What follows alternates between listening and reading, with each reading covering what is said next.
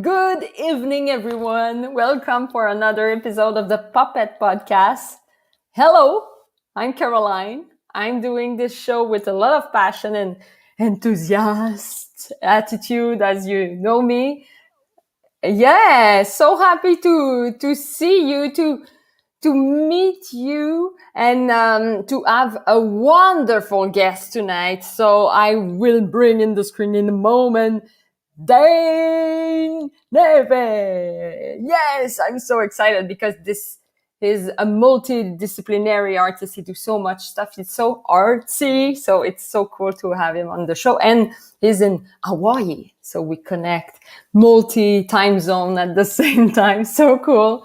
So just before we go into the interview, I want to invite you, as I always say, I do a little commercial before the interview. It's our Patreon. So if you haven't seen it, it's a lot of resource for puppeteers to know more about a lot of stuff about the job, like building, streaming, promotion, marketing, how to make our work out there, make it known. So have a look on this. You have a lot of stuff.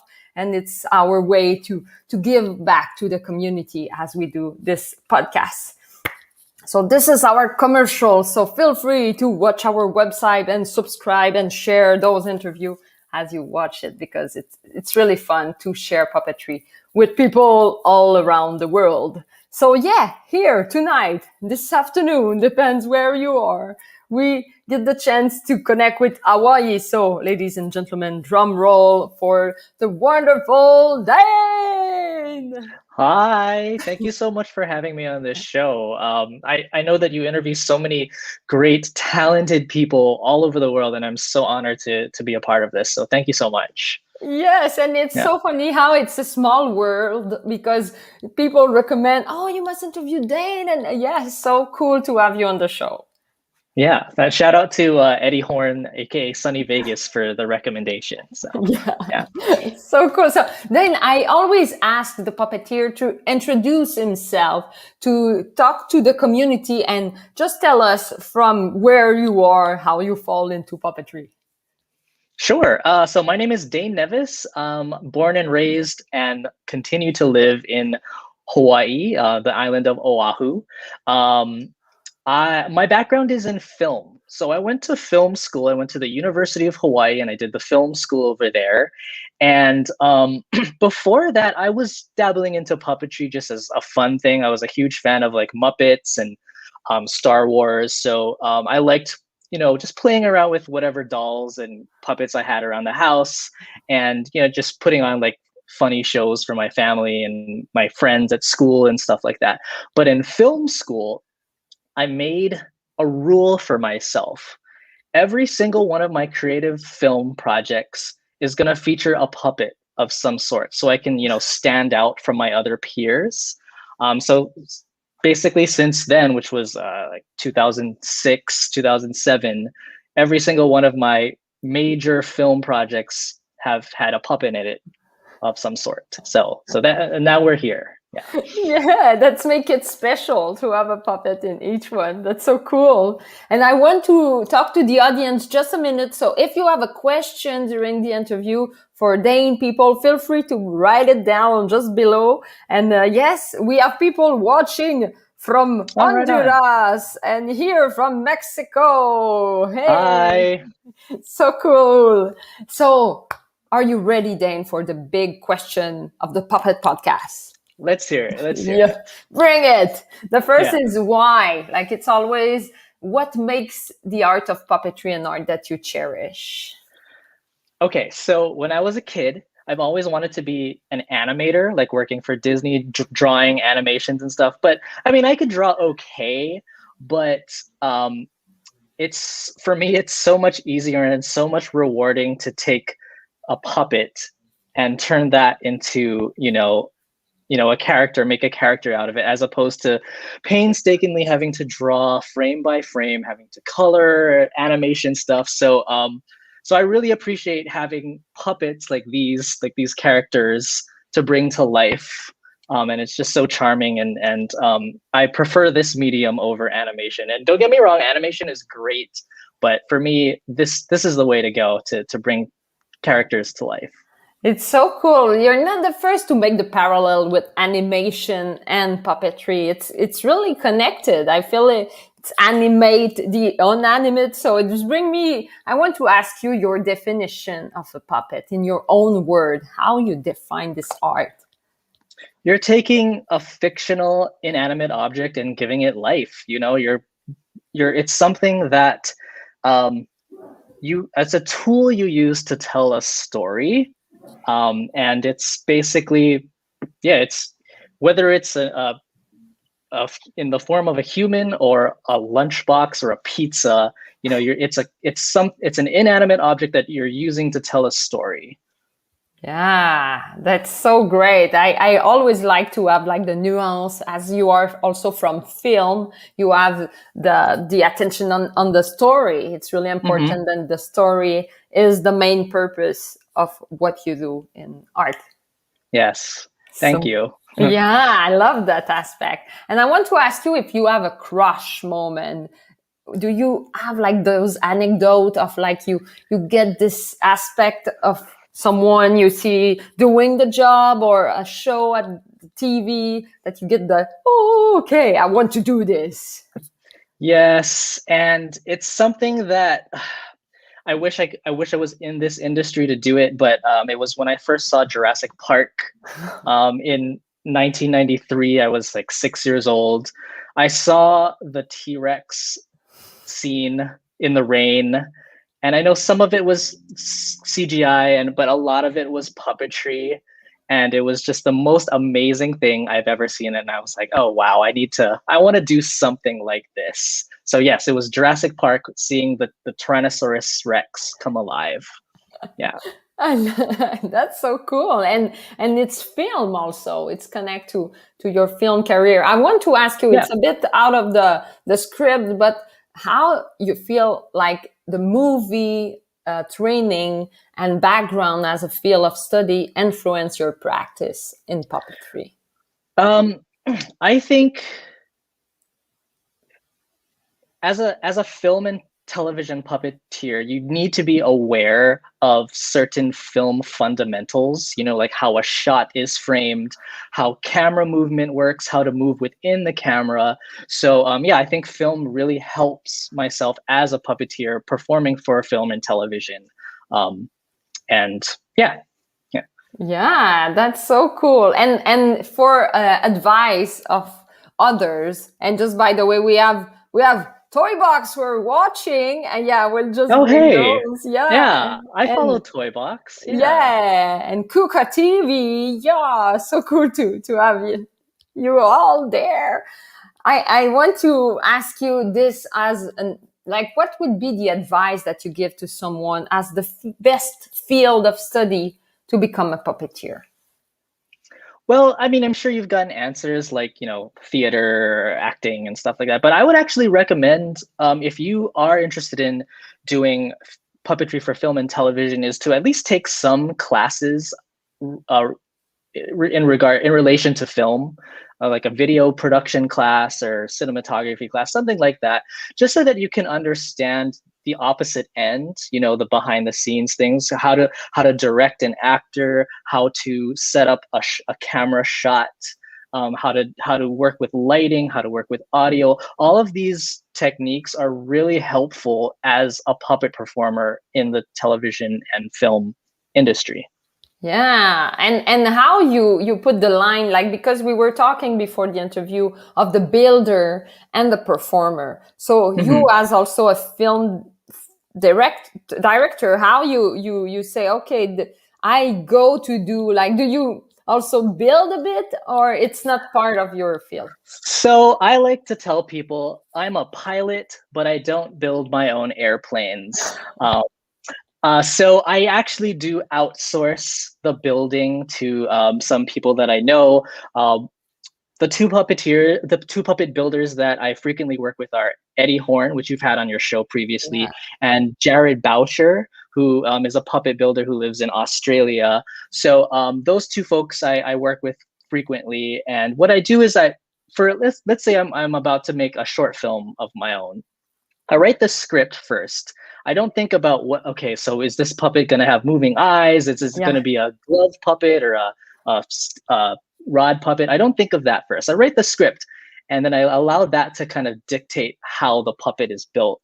And yeah, we go through, we do sketches, we do descriptions, and we kind of go do a little back and forth. But yeah, so basically the character is created first before any limitations are put onto it, if that makes any sense. I like that you use the limitation, like no limitation first, just put the Not at first. possibility, and after you have the Yeah, square around. yeah, that's the way to go, I think. Yeah, I love it. And I want to know in your perception, because I'm asking all the people from all over, do you feel puppetry is in an ascension, is getting more popular right now or not? What is your opinion on that? I would argue that it actually is getting way more popular than it was, at least when I was a kid. There's so many TV shows like on Netflix, and there's like a new one on Nickelodeon that just came out, and tons of social media people.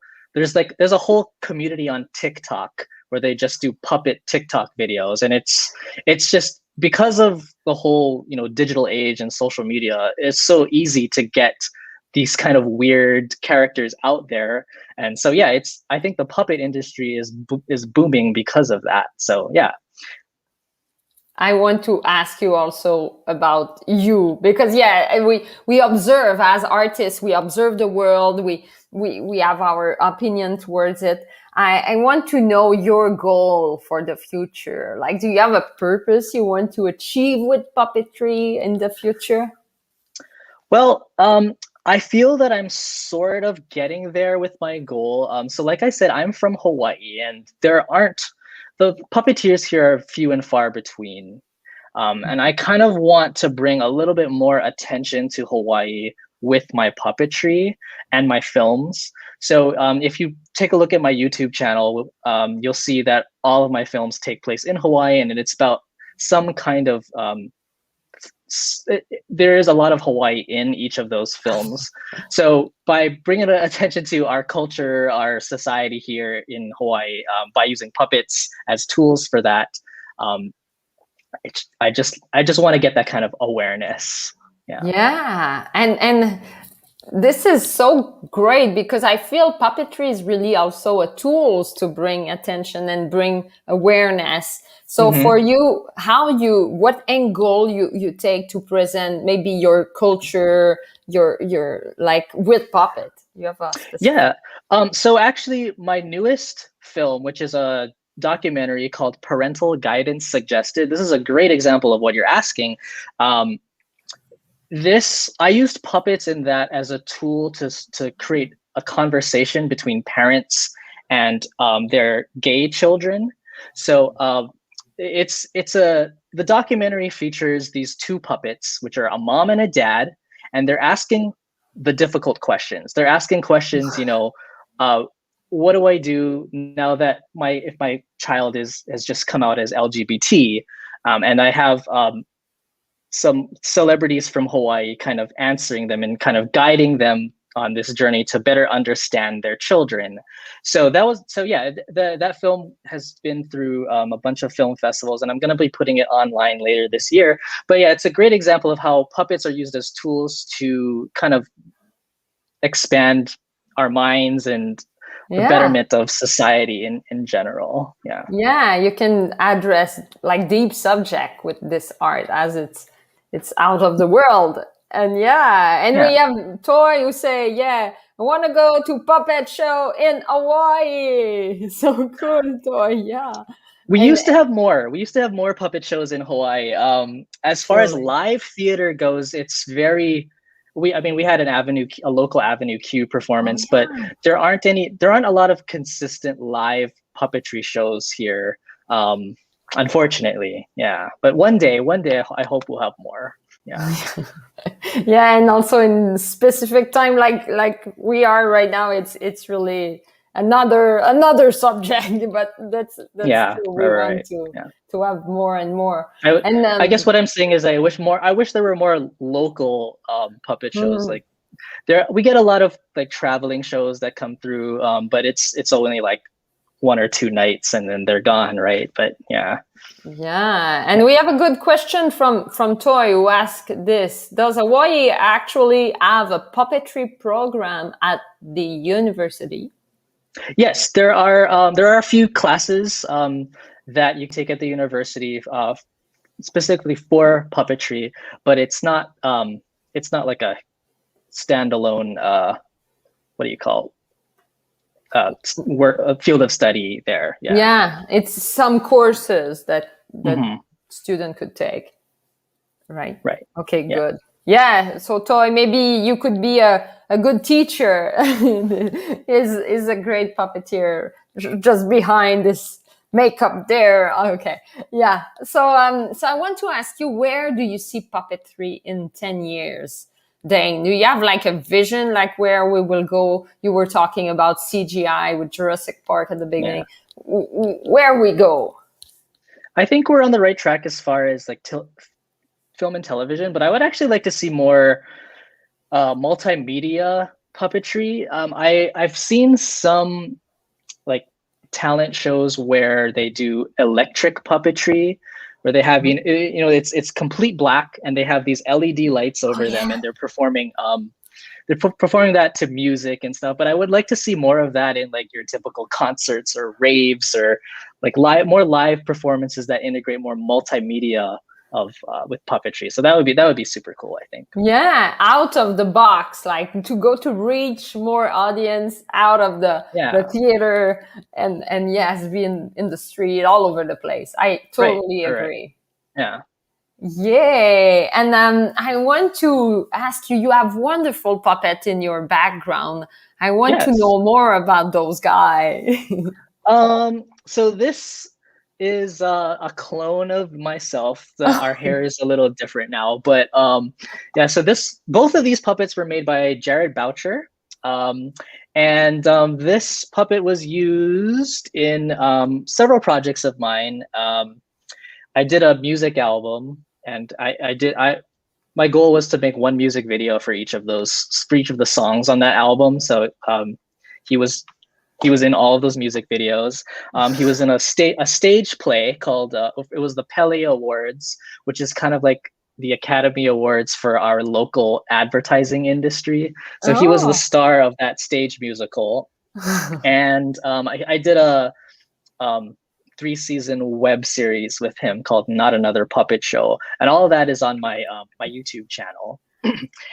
And this right here is my newest puppet. This is Lonesome the Ghost. He hosts a web series where he interviews various artists, professionals, hobbyists about surviving the new paranormal. You know how people say the new normal, but he's a ghost, so it's the new paranormal. Okay. So yeah, so these are my two newest personal puppet creations here. Both of them built by Jarrett Boucher. Yeah. Yeah, and I'm curious about this YouTube channel you were talking about because as the podcast, we always ask how to build a channel, where this passion for online streaming come for you. I want to know a bit more on that.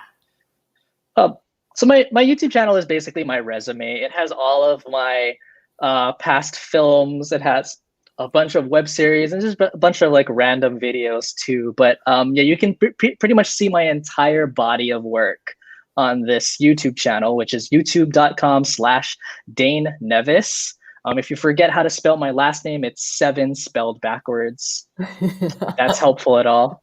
But yeah, definitely check it out. There's at least 5, 6, there's at least 10 years of content of mine on this YouTube channel, and most of it has puppets in it. Yeah. Yes, it's so great. And I just want to know, as an artist, do you call yourself a multidisciplinary artist as you do many kind of art form? I just want to know the wording as you call you. I just introduce myself as a filmmaker because Yeah. that's my background. I guess it depends on who is asking and what for. So if Yeah. they're asking for a performance, yeah, I'm a puppeteer. Or if they ask, oh, we need some music, oh yeah, I'm a composer. So it's basically how and why they're asking. Yeah. That's such a good advice. Like who asked and you Yeah. answer. Who All asked? right. Who is Yeah. asking? That's so cool. We have a question like from the audience, and feel free people to write it down. We have William who asks, which style do you prefer? Live performance puppetry or lip sync puppetry performance? So that's a good question, William. Well, so when we say live performance, as if you're performing for a live audience, that's actually low on my list of Oh. preferences. I don't think I'm a very good improviser. Mm. So I prefer performing for film and television, not lip synced, but live in that sense where my voice is being recorded as I'm performing the puppet. So I prefer that style. Uh-huh. Yeah. That's interesting. And do you have a dream project with that kind of art, like doing the lips at the same time? Do you feel it's like technically sometimes it could be difficult with the sound, or for you, do you have like a dream for that? Uh, I don't think it's necessarily difficult for me. I mean, my arm hurts sometimes, but that's about it. I actually really love doing it, and I would love to do. I would love to be a performer on like a film or whatnot. I guess I've done puppetry for commercials and other Mm. people's films, but doing like a Hollywood movie, that would be super cool. Yeah. Yeah. And do you prefer directing or be directed by a director? If I'm operating a puppet, I prefer to be the performer. If I'm not, then yeah, I definitely prefer to be behind the camera. Yeah. Yeah, so cool. And then if people want to see more of your work, like you talk about your YouTube channel, but do you have a website, a social media that we can go and reach you? Yeah, I do have a website, daneneves.com. It's got links to all of the films that I mentioned. It's also got some samples of my photography and whatnot. I also have an Instagram, spoiler film, spoiler like movie spoilers, film film. So that's my Instagram, and it has my photo. I don't post too much puppetry stuff on there, a little bit here and there, but yeah, it's all there. I'm very accessible and very connected. So if you need to reach out to me, I'm there. Yeah. Yeah. And the last question, but not the least, what puppetry makes you a different director? Like the fact that you do that art form makes you a different artist. Uh, well, That's the art of the here script, out of the script. here in Hawaii, I think because so many people know that I make these movies with puppets in it, they know who I am in that sense, where they see me. I'm introduced as, he makes movies with puppets. I'm like, oh, so I guess I'm doing something right. Like people know me as being the puppet guy here in Hawaii. So yeah, I enjoy doing that. And yeah, like I said, the reason why I make these films is to bring awareness to our our life here in Hawaii, and I use these puppets as tools to do that. Yeah, so cool. Dana, I'm so happy to have your pulse on this and to have your instinct going and just tell us your advice. That was such a lovely time. Thank you so much. Yes, thank you so much. This was so fun. Yeah, now it's time to push you out of the screen. But yeah, Phil, yeah, we have to say that's awesome. So yeah, All right. let's push you Thank you, Toy again. Box. Yeah, wow! I have it. Everyone, thank you so much for watching.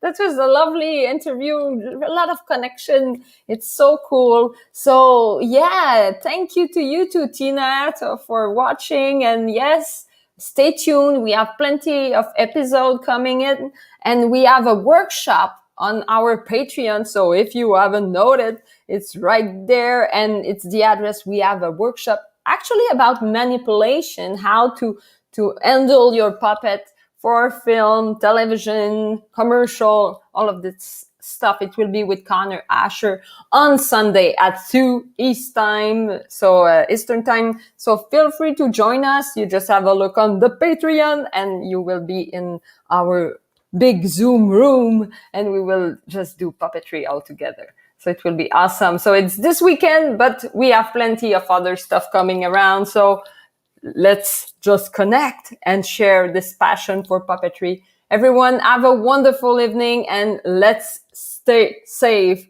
to promote the puppetry passion. Good night.